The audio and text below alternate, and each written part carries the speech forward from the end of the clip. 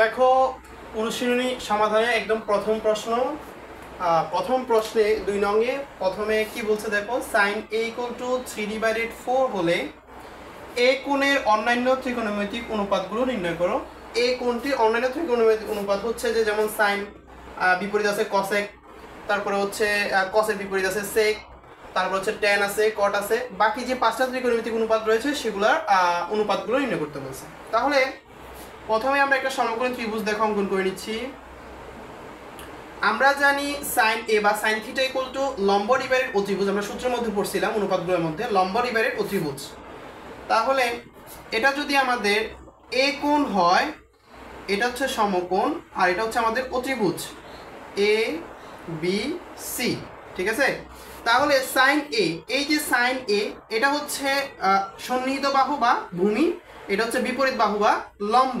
তো লম্ব ডিভাইডেড অতিভুজ, তাহলে এটা হচ্ছে লম্ব, এটা হচ্ছে অতিভুজ, তাহলে এটার মান হচ্ছে 3, এটার মান হচ্ছে 4। তাহলে আমাদের একটি মান বের করতে হবে, সেটা হচ্ছে সন্নিহিত বাহু বা ভূমি মানটা বের করতে হবে বিসি।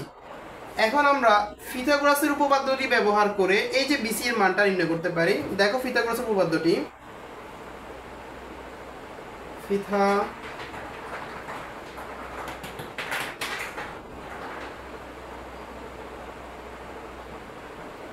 উপপাদ্য হতে পিথাগোরাসের উপপাদ্যটি হচ্ছে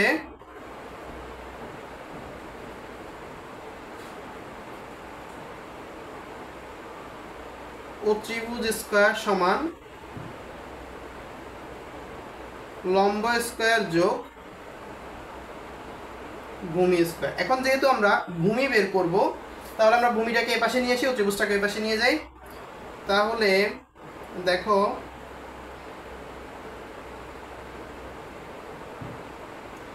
ভূমি স্কয়ার ইকুয়াল টু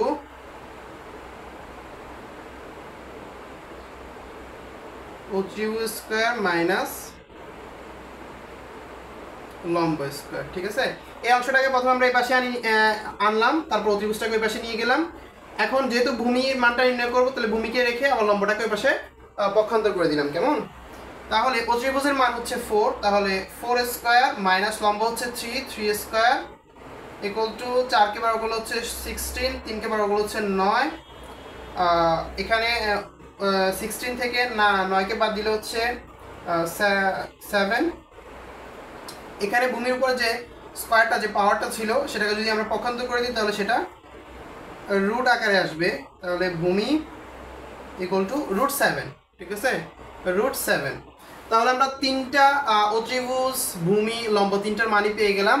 এখন আমরা বাকি যে অনুপাতগুলো রয়েছে সেগুলো বের করতে পারি। দেখো সাইনের বিপরীত, সেটা আমরা তো প্রথমটা এখান থেকে পেয়ে যাচ্ছি, cosec a ইকুয়াল টু এটার বিপরীত রাশি 4/3। এরপরে আসি cos a ইকুয়াল টু, আমরা সূত্রের মধ্যে অনুপাতের মধ্যে পড়ছিলাম যে cos θ ইকুয়াল টু ভূমি ডিভাইডেড অত্রিভুজ। তাহলে আমরা এখানে cos a ইকুয়াল টু ভূমি ডিভাইডেড অত্রিভুজ, এটা হচ্ছে ভূমি, এটা হচ্ছে অত্রিভুজ, তাহলে আমরা লিখতে পারি √7/4। এরপরে sec a হচ্ছে cos এর বিপরীত, তাহলে আমরা লিখব 4/√7। এরপর সর্বশেষ হচ্ছে tan a, আমরা সূত্রের মধ্যে পড়ছিলাম tan θ ইকুয়াল টু লম্ব ডিভাইডেড ভূমি, এটা হচ্ছে লম্ব, এটা ভূমি, তাহলে আমরা লিখব লম্ব ডিভাইডেড ভূমি 3/√7। cot a হচ্ছে tan a এর বিপরীত, তাহলে আমরা এখানে লিখব √7/3। এটাই হচ্ছে এই যে sin a 3/4 এর a কোণটির অন্যান্য বাকি যে 5টা ত্রিকোণমিতিক অনুপাত রয়েছে সেগুলোর মান। দেখো 3 নম্বর প্রশ্ন। 3 নম্বর প্রশ্নে বলছে 15 cot a = 8 হলে sin a ও sec এর মান নির্ণয় করতে। প্রথমে আমরা অত্রিভুজটা, সমকোণী ত্রিভুজটা অঙ্কন করে নিই।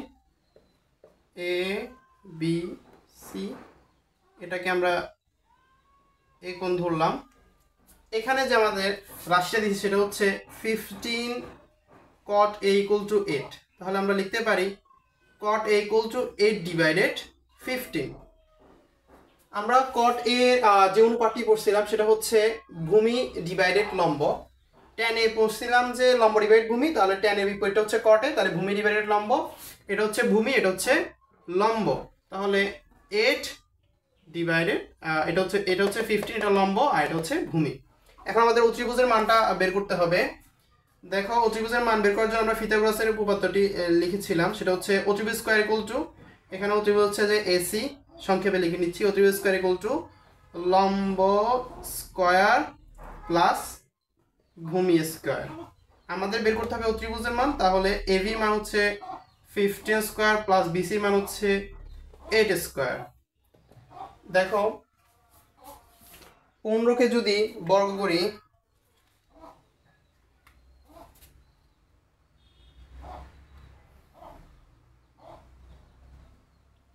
পনেরোকে বর্গ করলে হচ্ছে 225 প্লাস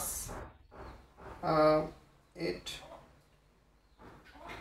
8 64 64, এই দুইটাকে যোগ করলে আসতেছে 225 যোগ